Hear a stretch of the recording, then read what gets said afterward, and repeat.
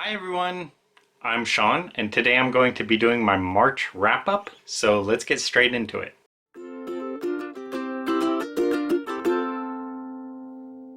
The first book, I got it off the new release shelf at the library, but it's A Train to Moscow by Elena Gorakova. I got this book because it is from a Russian writer, and I kind of have a soft spot for classic Russian novelists.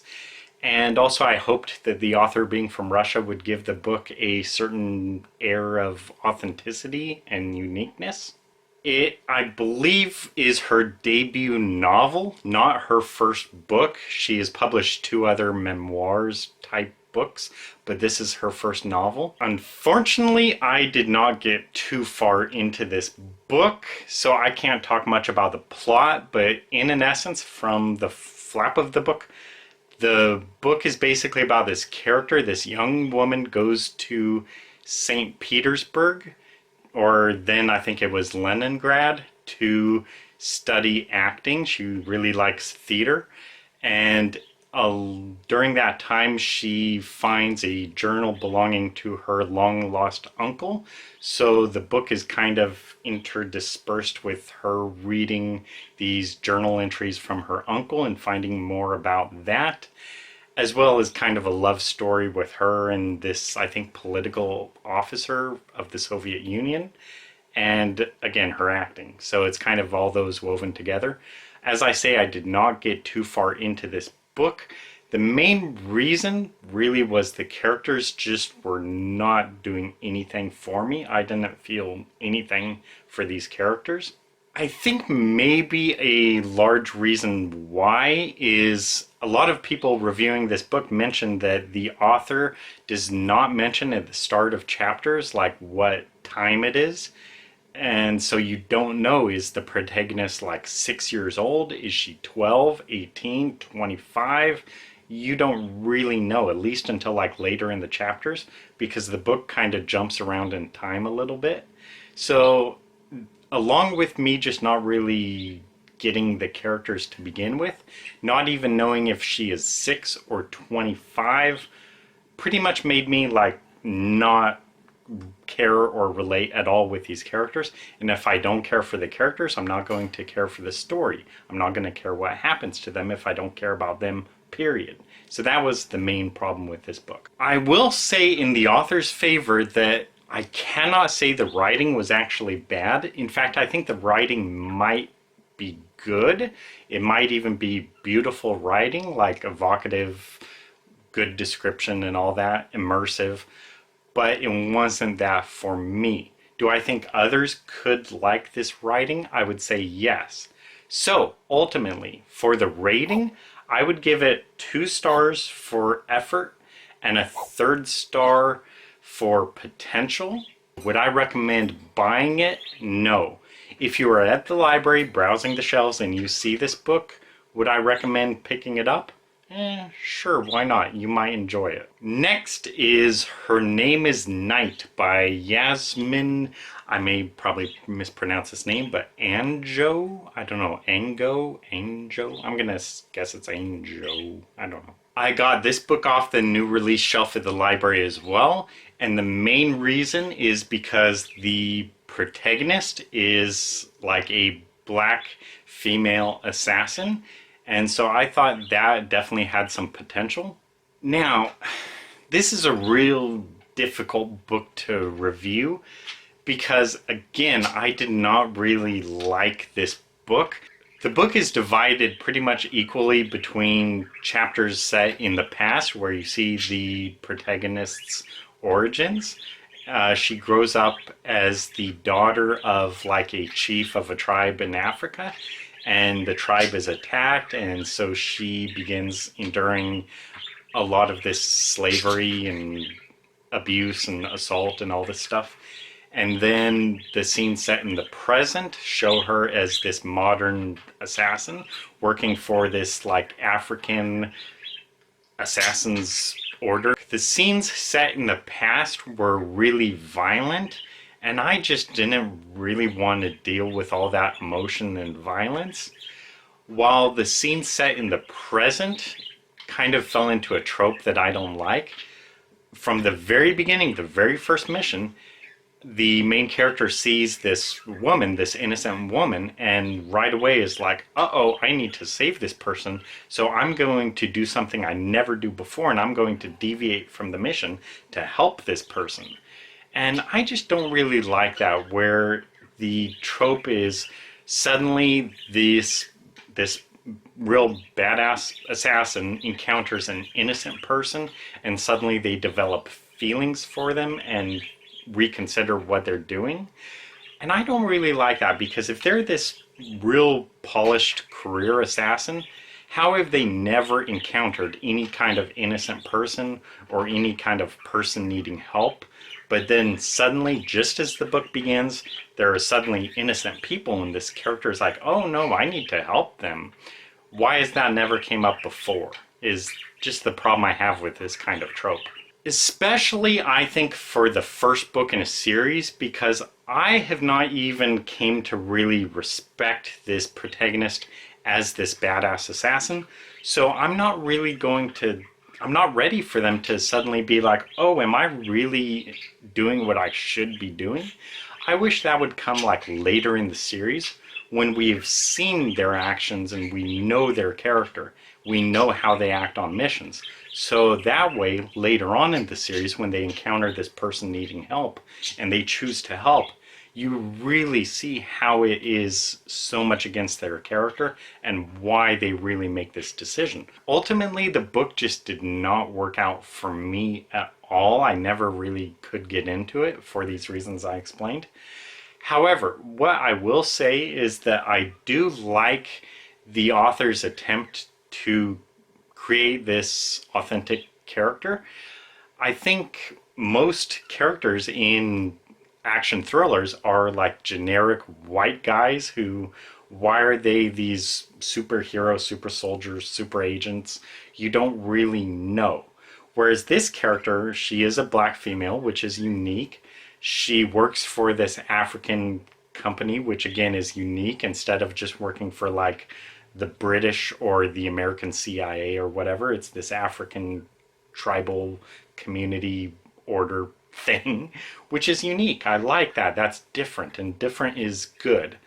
And lastly, I think the author does create a good backstory for her, with this details about how she's from this tribe, the daughter of this chief, and she has all this trauma and abuse in her past.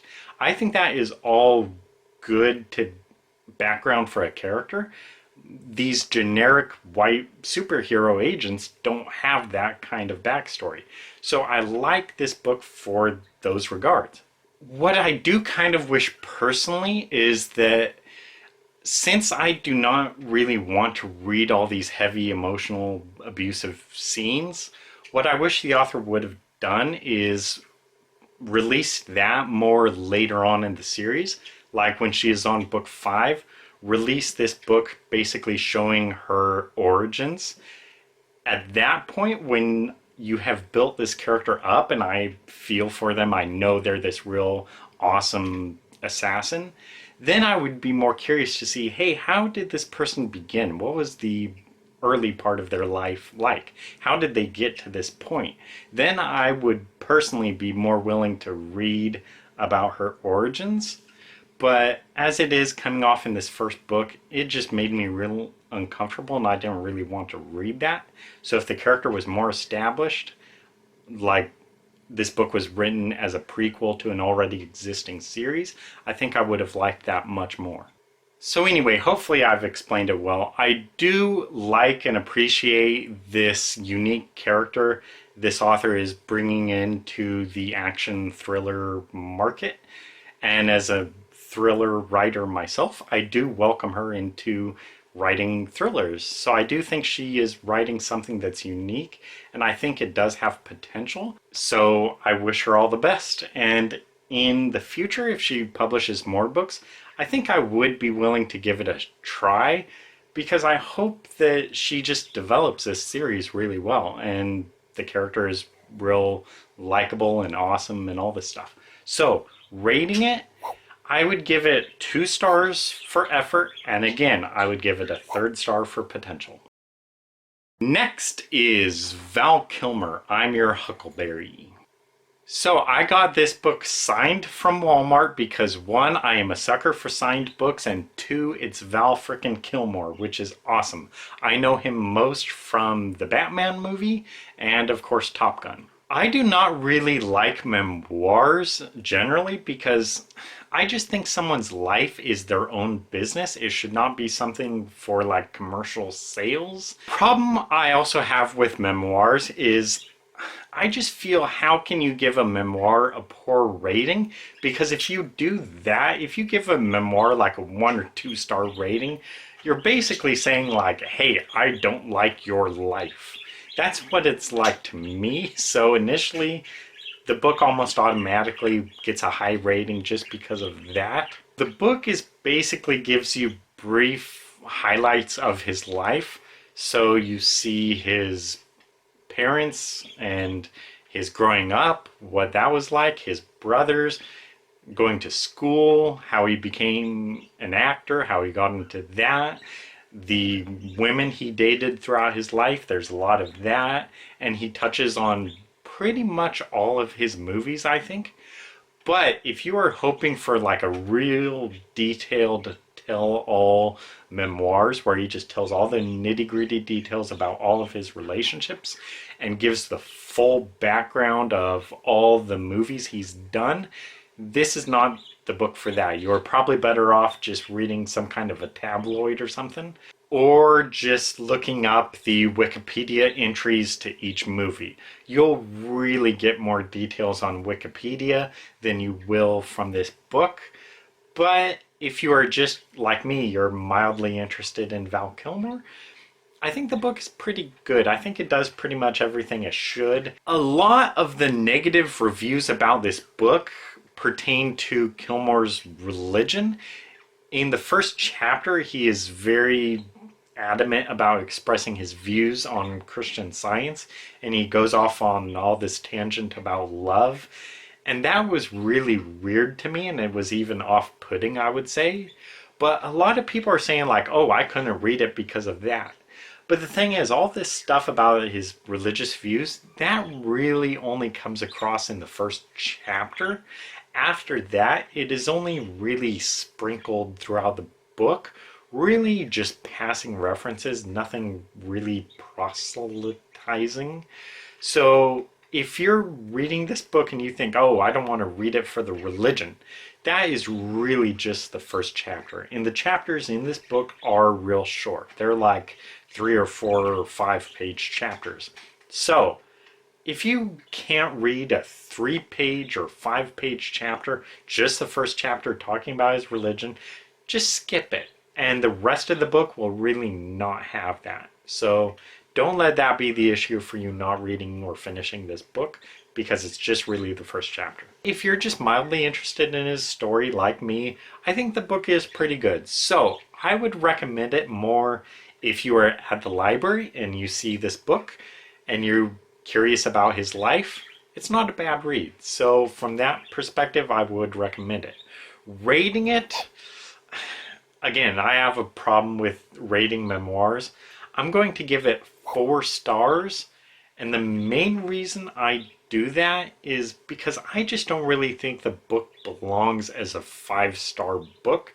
Like if you're looking at my 5-star ratings on Goodreads, this book would just not belong. So I think 4 stars is a pretty good rating for it. So yeah. Last from the library, but not the new release shelf, is The Remains of the Day by Kazuo Ishiguro. And this book is off the top 1000 list by James Mustich, 1,000 books to read before you die. I don't really know if I knew that when I got this book, because I was pretty curious about reading a Kazuo Ishiguro book. I've seen his books around for a while, and I've wanted to read them, and this just happened to be the top 1000 book that I got. So, yeah. This book won Ishiguro a Nobel Prize, and what's kind of neat is the introduction in this book is by Salman Rushdie. I have 3 signed books by Salman Rushdie, but I haven't actually read him yet. Well, I completely lost my train of thought. This story is going to sound boring if you haven't read this book. It is about a butler who goes on a weekend vacation throughout southern England or whatever, and along the way he assesses what it means to be a great butler. That is really the whole story. It sounds really boring, and the main character, his name is Stevens, he is a pretty boring, dry, wordy guy because he's like this professional gentleman, this butler, and so he has a pretty dry style. He doesn't give much of his emotions or other emotions. In a way, he's almost an unreliable narrator because he only tells you what he wants you to know. He doesn't tell you the full story, either about him or everything else that's going on. Now, it is difficult for me to rate this book because there's really two ways I could go. From a pure writing standpoint, Kazuo Ishiguro really impressed me. I think he is a really good writer. The writing itself is quite flawless. His characterization is really well done. Even though Stevens, this butler, is this real dry professional guy, there is more depth to him than he would want you to know. So I can't really describe it, but Ishiguro definitely is good at characterization because even though this butler is a pretty boring guy, the book is not really boring in spite of that. There is some good descriptions in this book as well, so overall I think Ishiguro is definitely a good or even superb writer, and I think a storyteller, because even though this story sounds really boring, just a butler kind of toward the later half of his career or the end of his career, thinking what it means to be a good butler, this story is actually pretty deep and meaningful.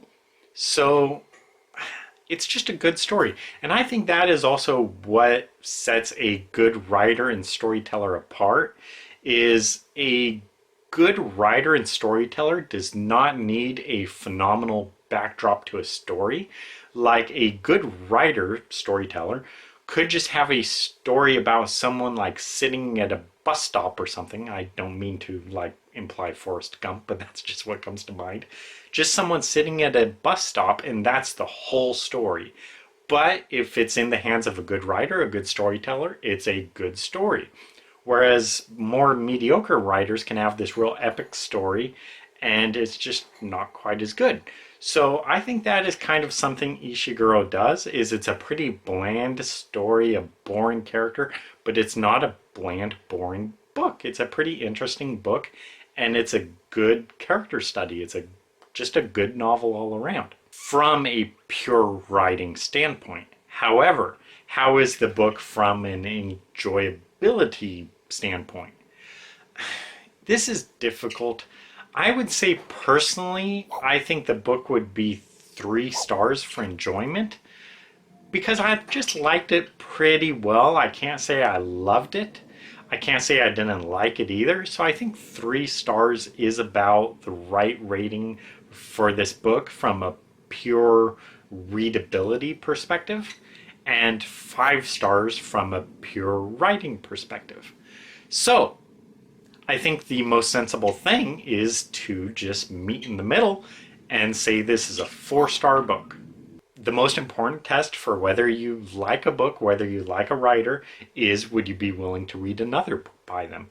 And I think the answer for me is most definitely yes. I wouldn't quite say it's something you should go out and buy, but I do think it's definitely something you should pick up from your library, really no matter your interests. I think people should read this book because it's really interesting, and I do appreciate his writing, his storytelling, so I do think people should give this book a look. So that is it for the March wrap-up. So thank you guys for watching, and I'll see you next time. Bye!